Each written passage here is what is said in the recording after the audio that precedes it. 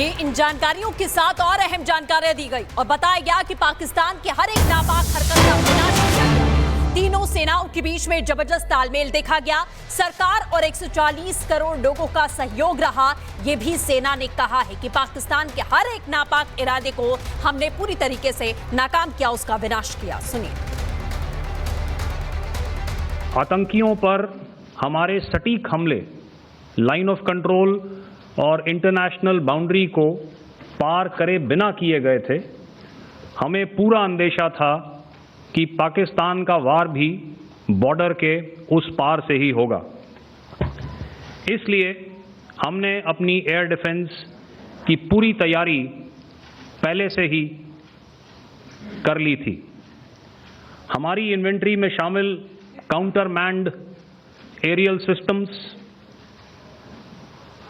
Electronic warfare के साधन और एयर डिफेंस वेपन्स का इंडियन एयरफोर्स के इसी प्रकार के सिस्टम्स के साथ एक अनोखा मिश्रण किया गया।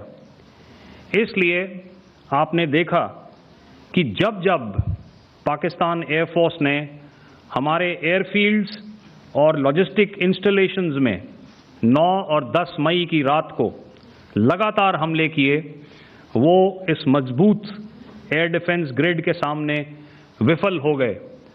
आपके सामने इस ग्रिड को एक तरीके से दर्शाया गया है।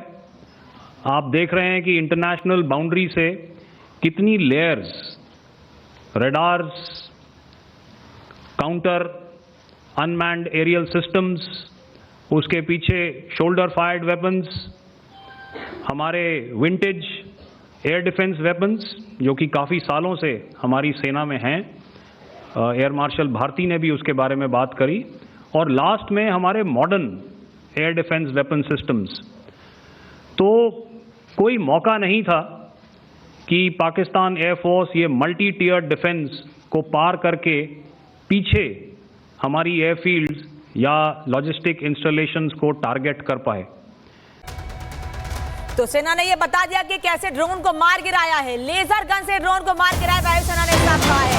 तुर्की ही नहीं, सभी ड्रोन को मार गिराया है। तुर्की ने जो पाकिस्तान की मदद की थी ड्रोन को लेकर, उन ड्रोन को तो मार गिराया है, जबकि हर तरह के ड्रोन्स को भारतीय सेना ने मार गिराया है। लेजर गन से ड्रोन को मार गिराया है।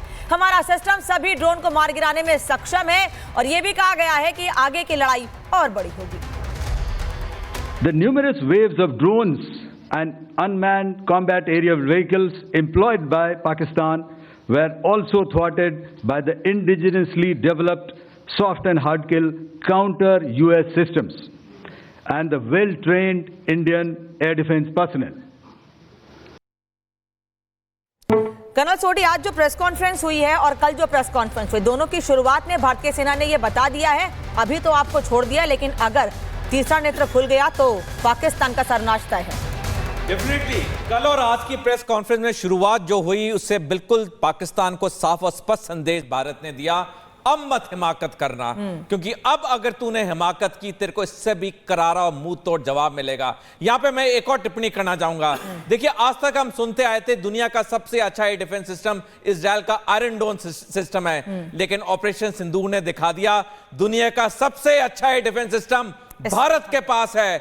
हमस आयरन डोम को पेनिट्रेट कर सका, लेकिन पाकिस्तान भारत के एयर डिफेंस सिस्टम को नहीं पेनिट्रेट कर सका। यह वाकई में दिखाता है दुनिया का सबसे अच्छा एयर डिफेंस सिस्टम भारत में है। बिल्कुल कर्नल सोढी, जैसा आपने कहा, और भारत ने यह बता भी दिया है कि आखिरकार किस तरीके से भारतीय सेना काम करती है। कर्नल अनुराग में हमारे साथ लगातार मौजूद हैं। सर, जिस तरीके से हमने तमाम सबूत सामने रखे हैं, हमने बताया है कौन कौन से एयरबेस हमने मार गिराए, और सबसे बड़ी बात कि चीन के दम पर पाकिस्तान युद्ध लड़ने की बात कर रहा था, लेकिन उनसे मिले हुए हथियार कैसे फुस किए गए, ये भी सेना ने बताया सबूतों के साथ। बिल्कुल, मैं बताना चाहता हूं कि भारत एक बहुत ही रिस्पॉन्सिबल देश है। जो बात करता है बहुत सीरियसनेस के साथ करता है, कोई उसको हल्के में नहीं ले सकता। इसीलिए जब आपने ब्रीफिंग देखी तो एक एक बात के साथ साथ सबूत साथ साथ रखे गए। दूसरा ये बात आप जान रखें कि भारत एक नया भारत है, ये पुराना वाला भारत नहीं है। इस बार आपने जितनी भी टेक्नोलॉजीज देखी वो सारी की सारी होम ग्रोन है, majority of them are home grown. और सबसे बड़ी बात यह है कि जो अलग अलग टेक्नोलॉजी लाई गई है और जो होम ग्रोन टेक्नोलॉजी को बनाया गया है, उन सबको इंटीग्रेट करने के बाद एक बहुत बड़ा सिस्टम नज़र आया है जो कि इतने बड़े युद्ध के दौरान और इतने लंबे एरिया को कवर करने के बाद इतना किसी भी आपने विश्व में कहीं नहीं देखा होगा। तो बड़े बड़े देश जो अपना बात कहते हैं कि हमारे पास बहुत मजबूत सिस्टम है, भारत ने उनको दिखा दिया कि हमारा देश भी बहुत मजबूत मिलिट्री पावर है और आने वाले समय में किसी भी तरह का अटैक आएगा उसको रोकने में सक्षम है।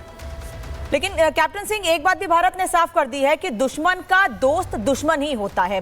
नाम लेके बता दिया कि टर्की के ड्रोन को भी मार गिराया है, चीन के खिलौनों को भी मार गिराया है, और आगे जो भी पाकिस्तान की मदद करेगा उसको भी देख लेंगे। बिल्कुल, भारत के जो सिस्टम था, रेडार सिस्टम, हमारा टेक्निकल सिस्टम, हमारा सर्विलांस, इन्होंने ये चीज क्लियर कर दी कि 3 दुश्मन थे हमारे सामने। क्योंकि अगर हम जिससे लड़ रहे हैं वो तो सामने है ही, मगर जिसको जो हथियार सप्लाई कर रहे हैं वो भी दुश्मन की श्रेणी में आते हैं। तो हमने तीनों की कलाई खोल के रख दी, हमारे सिस्टम ने, हमारे एयरफोर्स ने तीनों की कलाई खोल के रख दी कि आपकी क्या ताकत है वो हमने भाप ली है, और हमारी ताकत आपको पता चली गई कि हम आपको अगर मौका पड़ा तो इससे बड़ा भी करारा जवाब देने के लिए तैयार हैं। आपके हथियार हमारे सामने। मतलब हुआ कि आगे नए तरह की लड़ाई होगी। नई तरह की लड़ाई का क्या मतलब है? अभी मतलब ये पिक्चर है, ट्रेलर बाकी है। नई तरह की लड़ाई का क्या मकसद रहा? मतलब बिल्कुल नए तरह की लड़ाई ये है कि जो सिस्टम हमारे पास आज है, हम इसको जो है ना आगे भी बढ़ाएंगे, इसको डेवलप करेंगे। तो नए सिस्टम की लड़ाई जो होगी वो इससे भी आगे डेवलप होगी। तो ये चीजें बताना बहुत जरूरी था, और उनको हमने बड़े तरीके से समझा दिया कि अब आप धोखे में ना रहें, वो पुराना भारत नहीं है, बदलता हुआ भारत है। बिल्कुल इंद्रजीत सर, हम माफी के साथ रोक रहे हैं, वापस लौटते हैं। इसी बीच एक और बड़ी खबर बता दें, सेना की प्रेस ब्रीफिंग में रामचरितमानस का जिक्र किया गया। वायुसेना के डीजीएओ ने कहा, भय बिन होय न प्रीत। रामायण का पाठ भी यहां पढ़ाया गया पाकिस्तान को, वो भी हम आपको सुनाते हैं कि कैसे सेना की प्रेस ब्रीफिंग में रामचरितमानस का जिक्र होता है। सुनिए।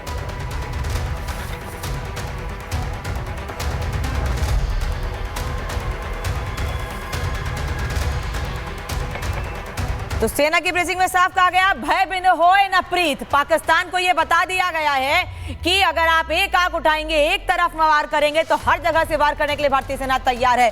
तमाम पिक्चर्स दिखाई जा रही हैं, वीडियो दिखाए जा रहे हैं कि भारत ने पाकिस्तान पर कैसे हमले किए हैं। जो सवाल पूछे गए भारतीय सेना से, तमाम चीजों को ध्यान में रखकर उनका जवाब भी दिया गया और बताया गया कि आने वाले समय में पाकिस्तान अगर कोई भी हरकत करता है तो जवाब देंगे।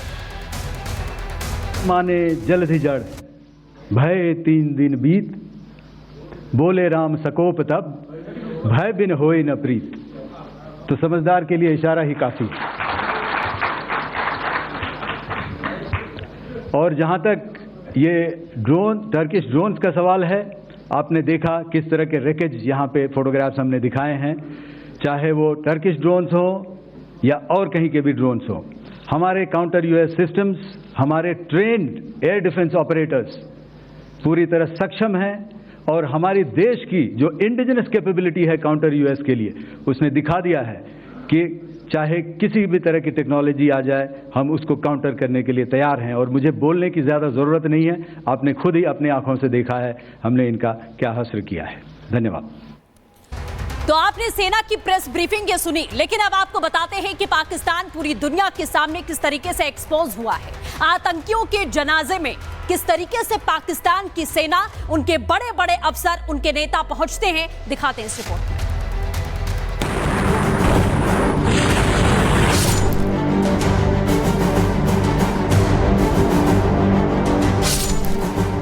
जो सुधर जाए वो पाकिस्तान नहीं, जो गलतियां सुधार ले वो पाकिस्तान नहीं, और उसी पाकिस्तान की बुज़दिल फौज भी अपनी आदतों से बाज नहीं आ रही। मुनीर ब्रिगेड ने एक बार फिर अपने पालतू आतंकियों को बचाने के लिए झूठ बोला, एक बार फिर आतंकियों को बचाने की कोशिश की। आपको यकीन नहीं होगा, लेकिन इस बार पाकिस्तान की सेना ने एक ग्लोबल टेररिस्ट को मासूम बता दिया, इस्लामिक स्कॉलर बता दिया। ये 2 तस्वीरें गौर से देखिए। पहली तस्वीर में आपको